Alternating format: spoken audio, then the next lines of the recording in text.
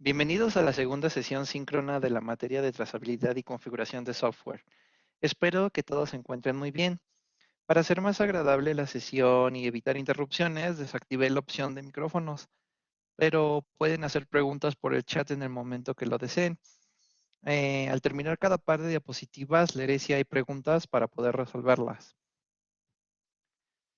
Vamos a ver las tablas de trazabilidad, que son las que le dan el nombre a esta materia. Y vamos a revisar qué son elementos que muestran las relaciones entre los requerimientos o pudiera ser entre los requerimientos y los componentes de diseño, si es que lo queremos ver a un nivel de desarrollo o un poquito más técnico, un lenguaje de programación. Bueno, los requerimientos se van a desplegar en ejes horizontales y verticales y van a ser representados por algún símbolo. Si es posible, se pueden guardar los requerimientos en una base de datos, aunque esto no es necesario. Solo es recomendable cuando la cantidad de requerimientos es muy grande, y eso es en desarrollos demasiado elaborados. Como ya habíamos platicado, las tablas de trazabilidad nos van a desplegar o también nos van a mostrar las dependencias entre requerimientos, para lo cual primeramente debemos detectar estos requerimientos. Esta actividad ya la hicieron desde su primer entregable y vamos a ver que se tienen que nombrar preferentemente como requerimientos R1, R2, R3, R4, R5, R6, etcétera.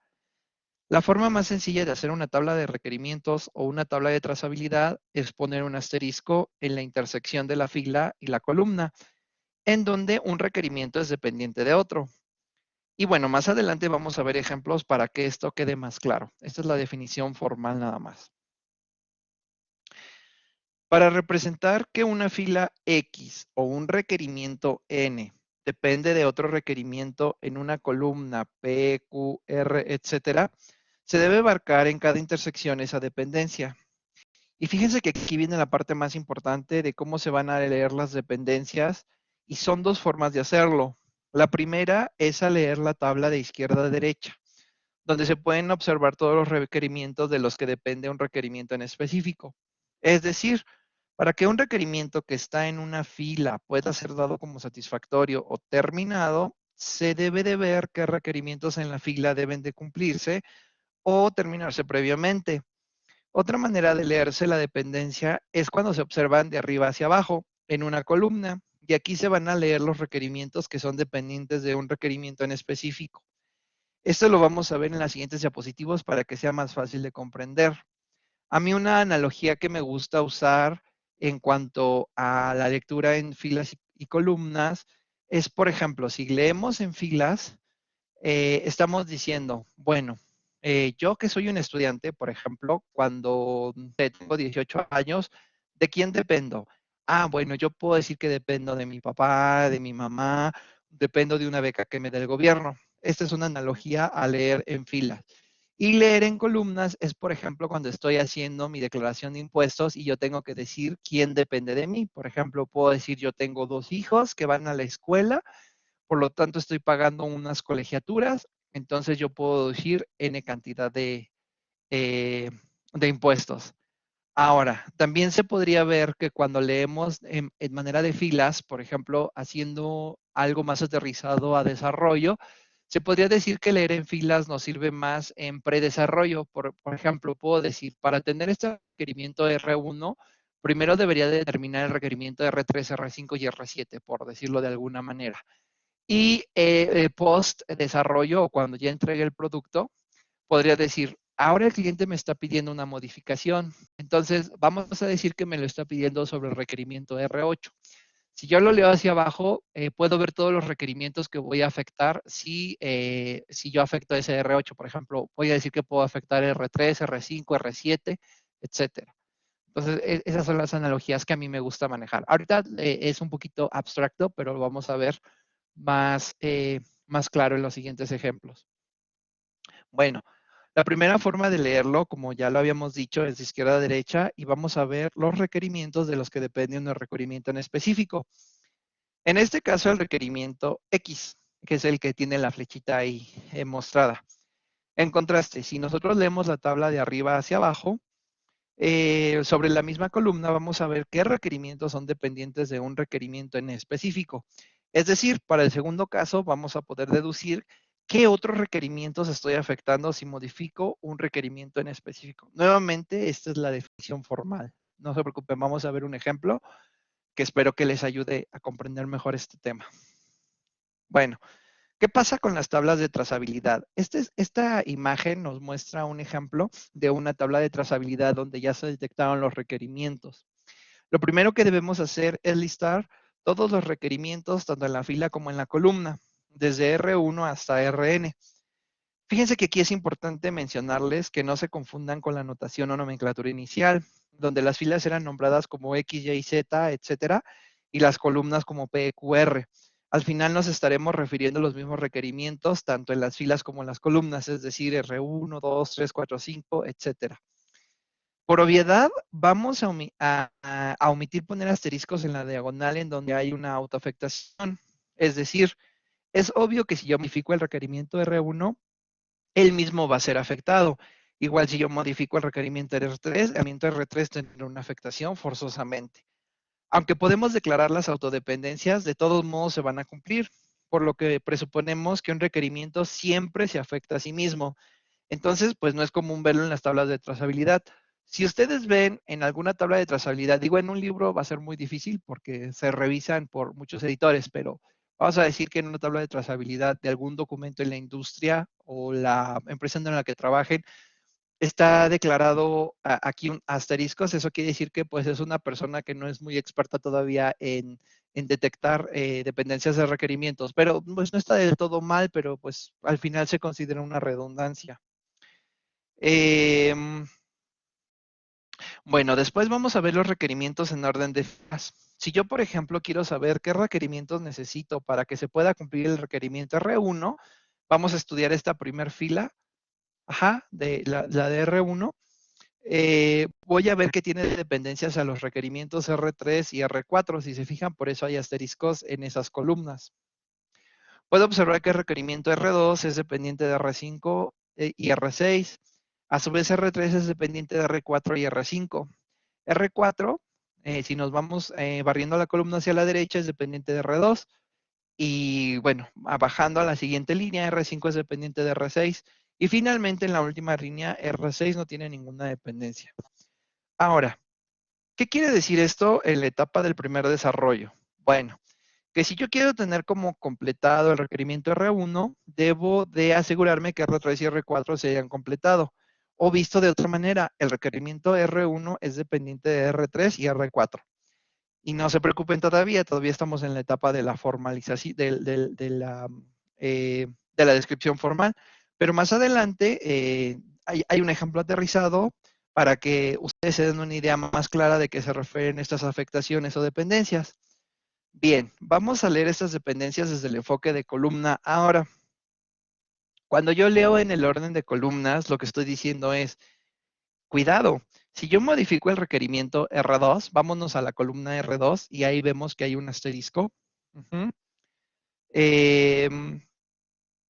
¿Qué requerimientos voy a estar afectando? Bueno, puedo ver que voy a estar tocando el requerimiento R4, si se fijan. Si yo modifico el requerimiento R3, vámonos a la columna R3 y vemos que también hay una afectación, de alguna manera estaré afectando a R1. Si yo modifico el requerimiento R4, si vemos la columna, hay dos afectaciones, que serían R1 y R3. Y así sucesivamente. Y bueno, se estarán preguntando, oye, ¿para qué nos sirve poder observar estas dependencias y tenerlas documentadas?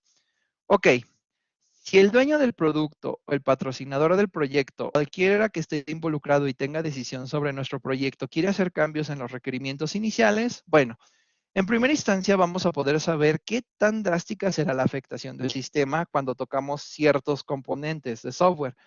Es decir, que qué tantos módulos vamos a afectar. Y bueno, ¿para qué nos sirve esto? Pues vamos a poder hacer estimaciones más precisas de cuánto nos llevaría a hacer el cambio y en segunda instancia vamos a poder saber qué tantos servicios pueden quedar habilitados mientras estamos trabajando en el cambio de este módulo o aplicación. Fíjense que aquí es bien simpático, ahorita trayendo como un ejemplo de la vida real, hace poquito, o hace un par de semanas, pues ustedes saben que los servicios de Facebook se cayeron. ¿Por qué? Por lo que he escuchado, muchos de los servicios de la empresa Facebook, como Instagram, WhatsApp, incluso el acceso a los mismos servidores, están autenticados por el servicio el mismo servicio de Facebook, entonces no podían ser alcanzados. Eso quiere decir que vamos a pensar que si lo leemos en la columna, vamos a decir que estamos leyendo la columna R1. Y entonces vamos a decir que R2 era, bueno, R1 es el servicio de autenticación de Facebook, ¿no? Que es con el que se autentica WhatsApp, Instagram. Entonces, tenía tantas afectaciones, o sea, como todos dependían de él, o sea, si lo estamos leyendo en columna, vamos a decir que toda la columna R1 estaba con asterisco. Es por eso que tantos servicios se cayeron y esto me gustó mucho porque ahora lo voy a poder utilizar como ejemplo para este ejemplo de perdón, para este tema de dependencia.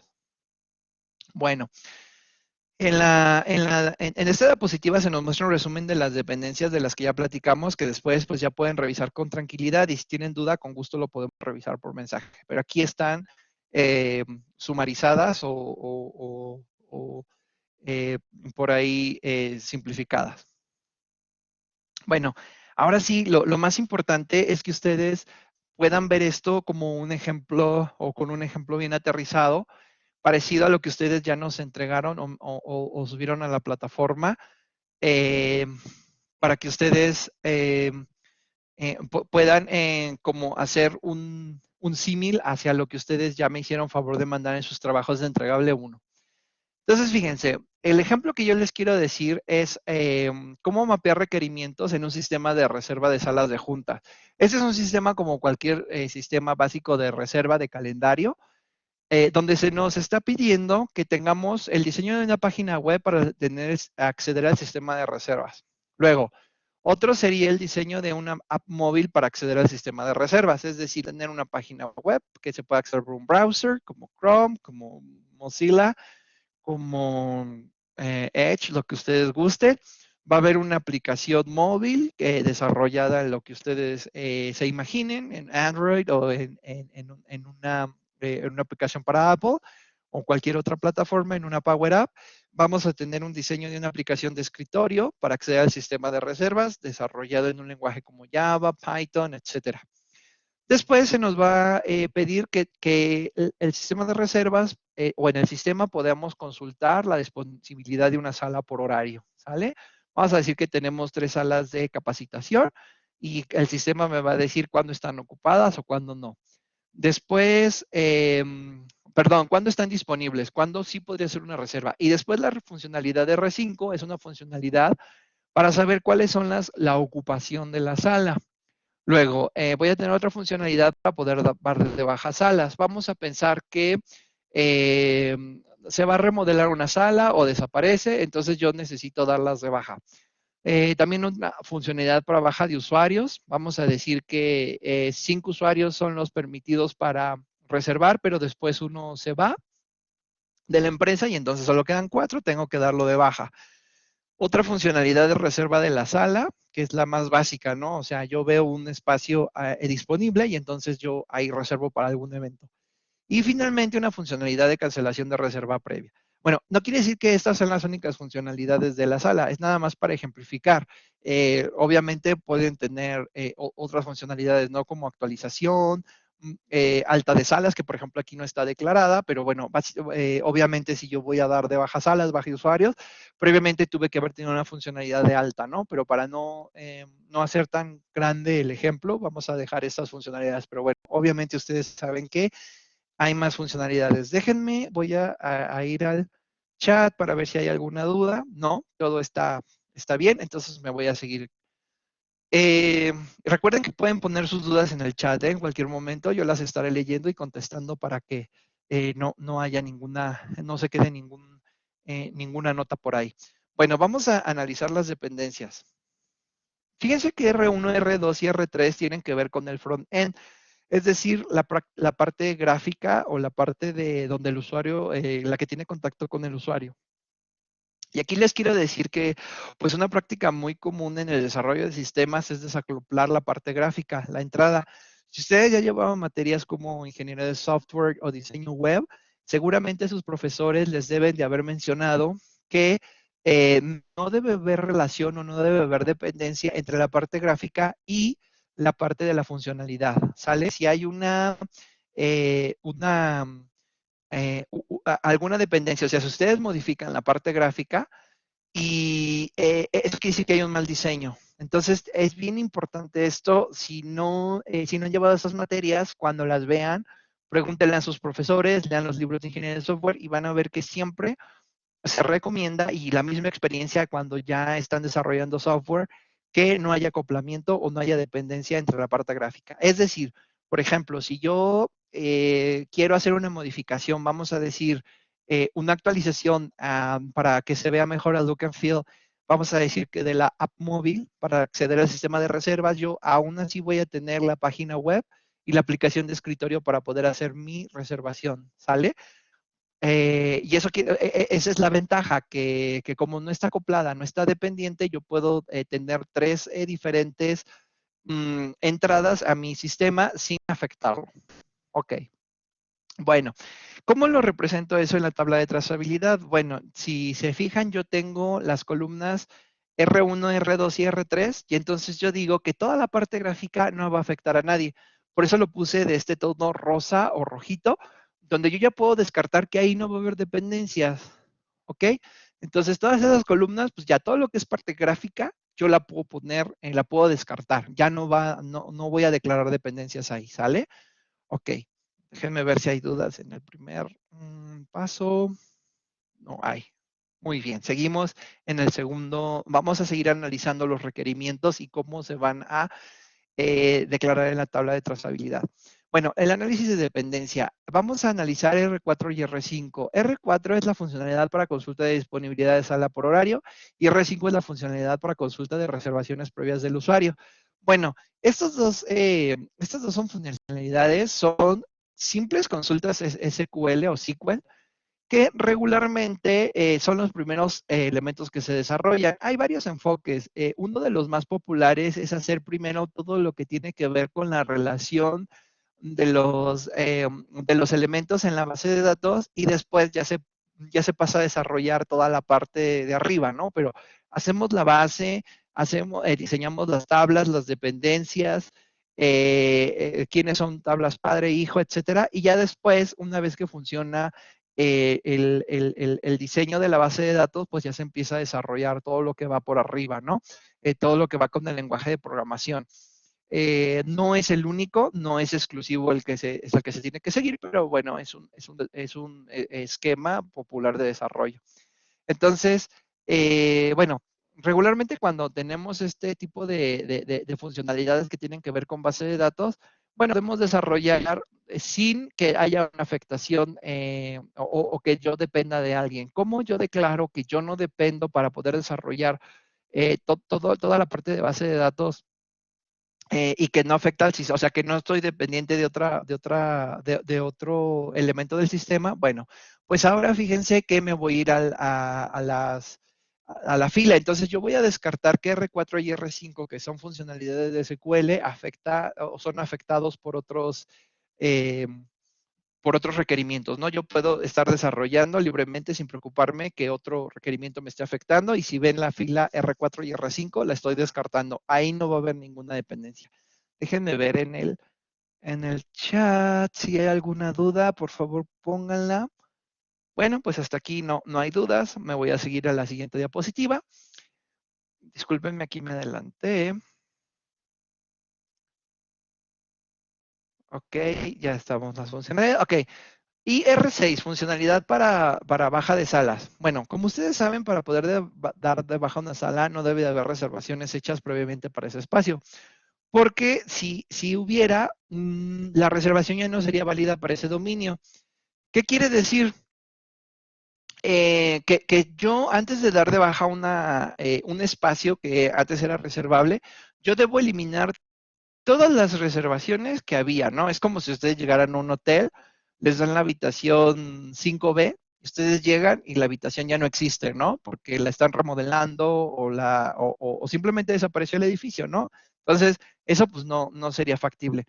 Es decir, que debemos de verificar la disponibilidad de sala por horario y esta tarea la hace el requerimiento R4. Si existen reservaciones previas, primero deben de cancelarse, ¿sale? Y esto se ejecuta mediante la funcionalidad de R9. Ahorita vamos a verlo un poquito más gráfico para que vean. Entonces, si lo vemos como en un diagrama de flujo, yo quiero dar de baja a una sala. Lo primero que debo de hacer es llamar al requerimiento R4, consultar la disponibilidad de sala por horario.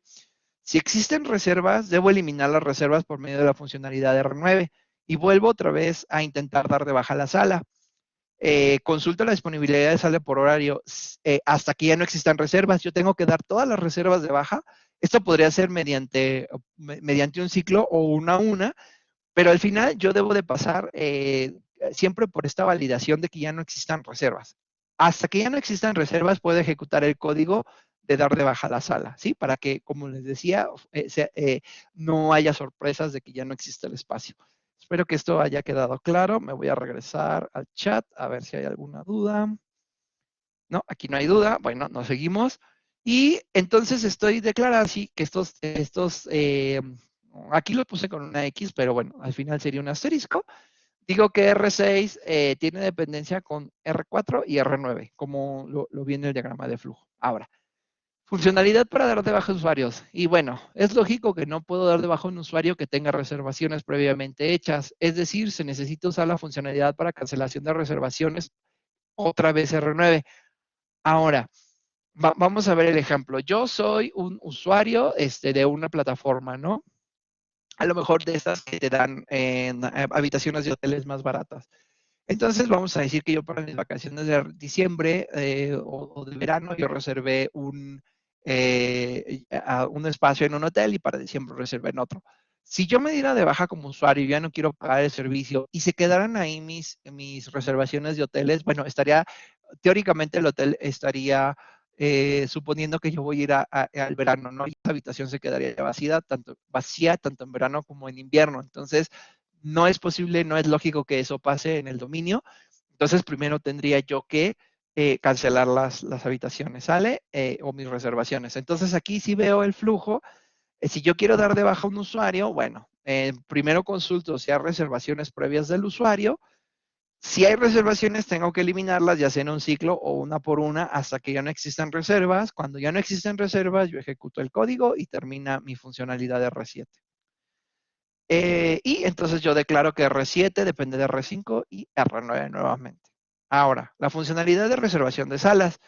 Yo no puedo reservar una sala si ya hay una reservación hecha en el día y ahora que se intenta. Es decir, no puedo duplicar, porque otra vez vamos al ejemplo del hotel. Yo intento reservar la habitación 5B. Si el sistema no me diera esa restricción, estaría llegando al hotel y ya estaría ocupada la habitación, entonces me llevaría a una desagradable sorpresa. Es decir, que para poder desarrollar esta funcionalidad estaremos usando otra vez la función de R4, ¿sale? Y bueno, R4, para poder aplicar R8, necesito yo aplicar R4. Y finalmente, para poder cancelar una reserva, debemos revisar que la reserva que queremos hacer ya exista. Y esto lo vamos a lograr auxiliándonos de la función R5. Espero que esto ya esté siendo bastante claro conforme vamos avanzando en el tema de tabla de trazabilidad. Y esto, bueno, R5 sabemos que es la funcionalidad de consultas de reservaciones previas de usuario. ¿Sale? Entonces, nuevamente tenemos que R9 tiene dependencia con R5. Una vez que yo ya tengo mi tabla de trazabilidad y detecté todas las posibles dependencias que hay entre requerimientos, yo ya pongo, bueno, para que sea eh, más visible, lo puse de rojo en todos los otros lugares donde no va a haber relación. Yo digo, bueno, yo ya determiné todas mis relaciones, lo de rojo es donde no va a haber relaciones, solo donde hay X, hay dependencia entre requerimientos, ¿sale? Y obviamente la tabla pues no va a llevar ni colores ni nada, o sea, una tabla formal solamente va a llevar un símbolo que me esté declarando las dependencias, ¿sale? Aquí me parece que me falta Ah, no, aquí están todas las dependencias. Pensé que me faltaba alguna declarar, pero no están todas. Son 6, ¿no? 1, 2, 3, 4, 5, 6. Perfecto. Son las 6 dependencias. Bueno, déjenme ver si hasta aquí hay alguna duda en el chat. No, no hay ninguna duda. Voy a seguir. Bueno, el tema es las tablas de trazabilidad simplificadas. ¿Qué es una tabla de simplificada? Bueno, nosotros vamos a ver que a medida que el número de requerimientos crece y las matrices se vuelven muy grandes, podemos echar mano de algo que se llama tabla de trazabilidad simplificada. ¿Qué podemos usar cuando, por ejemplo, hay muchos requerimientos, pero al final solo se están declarando poquitas dependencias? Y vamos a ver que estas listas de trazabilidad son listas de relaciones que pueden ser implementadas como texto o tablas simples. Van a ser más compactas de las tablas de trazabilidad y, bueno, las hacen, así que como su nombre lo dice, las simplifican. Cuando existe un número considerable de requerimientos. Por lo tanto, bueno, con estas vamos a poder hacer el análisis o la lectura más fácil y nos vamos a equivocar menos, ¿sale? De ver qué requerimientos dependen de qué requerimientos. Y bueno, como siempre, pues un ejemplo para que quede más claro esto. Vamos a ver una tabla simplificada. Esta es la tabla de arriba, es la que nos quedó de nuestro ejemplo anterior de la sala de reservas. ¿Sale?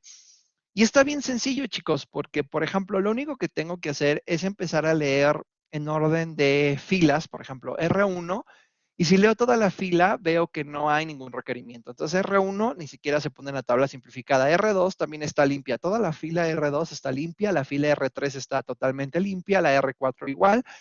R5 tampoco tiene ninguna dependencia, pero en R6 empezamos a ver dependencias y entonces en la primera columna de mi tabla simplificada pongo el primer requerimiento donde veo que en la fila hay alguna marca, ¿no? Entonces R6, veo que la primera X está hacia R4. Entonces declaro R4, pongo una coma y R6. Y luego, aquí sí nos falta una, perdónenme, aquí nos falta una, aquí me faltó en esta, discúlpenme, me faltó, si se fijan acá, hay 6 dependencias y aquí me faltó, si se fijan, esta sería la original, por eso es que en esa tabla, si se fijan R6, en la fila de R6 está R4, tiene una X y R9 tiene una X. Acá me faltó, es un pequeño error, pero ese es como nos quedó en la tabla anterior. Entonces, por eso se pone R4 y R9. Después, voy a la fila R7 y veo que tiene dependencia con R5 y R9. Después en la R8 veo que tiene dependencia con R4. Ahí no hay ninguna otra. Y en R9, si yo recorro toda la fila, tiene dependencia con R5, ¿sale? Entonces, esta es la tabla simplificada, es muy fácil, la verdad, es muy sencilla. Y me hace, bueno, me evita que yo tenga toda esta tabla grande, ¿no? Porque si se fijan, nada más hay 6 dependencias. Bueno, aquí falta una de R9, en R6 faltó la de R9, pero son 6 dependencias que yo no necesito una tabla de 9 por 9. Yo le estoy simplificando, pues, en una tabla de 4 por 2, mucho más sencilla, ¿sale? Déjenme ver si hay dudas. Ok, no hay ninguna duda. Seguimos. Ahora fíjense, imagínense en este caso donde hay una tabla de 20 por 20 y solo tenemos 3 dependencias. Ahí sería súper útil cómo quedaría mi tabla simplificada, que sería, si se fijan, es R1. Si me voy a la fila R1, veo que hay un asterisco sobre R2. Después ya no hay ninguna dependencia hasta que llego a R12, que está dependiente de R11, y R18, que tiene dependencia con R19. ¿Sí? Entonces, esta tabla, pues, en vez de tener una de 20 por 20, que son 400 casillas, pues me quedo con una tabla de 3 por 2, ¿no? Mucho más sencilla.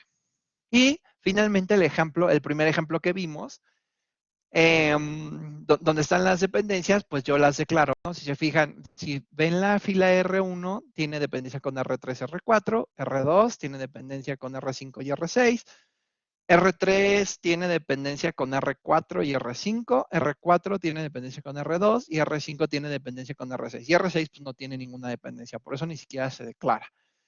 Y bueno, eso es, bueno, algo importante. No necesitan hacer las tablas simplificadas para su segundo entregable, solamente con que lleguen a la tabla de arriba es suficiente. Nada más es para que sepan que existe y ustedes podrían simplificarlo. Si ustedes quieren hacer la tabla simplificada, bueno, es un plus, pero no es requerido en el entregable 2, ¿sale? Ya sea que lo están haciendo de manera individual o en equipo. Y bueno, les agradezco mucho haber tomado esta sesión síncrona para los que estuvieron. Voy a ver si tienen más dudas o comentarios acá en el chat. Han estado poco participativos. Bueno, pues miren chicos, esta es la segunda sesión síncrona. Les agradezco mucho haber estado en ella. Como veo que no hay dudas, pues por mi parte es todo. Espero que eh, si tienen dudas o comentarios, bueno, también me los pueden mandar por el área de mensajes. Sigo atento, chicos. Les deseo mucho éxito en sus exámenes parciales de sus materias adicionales. Y bueno, por aquí nos estaremos viendo la tercera y última sesión síncrona, ya para despedirnos. Cualquier situación, duda o comentario, estoy en el área de mensajes, revisando constantemente. Y también les voy a subir esta grabación para que la tengan y puedan consultar este tema importante. ¿Sale? Antes de hacer su entregable 2, les recomiendo mucho consultar este tema. Bueno, les mando un abrazo, que tengan excelente lunes y semana.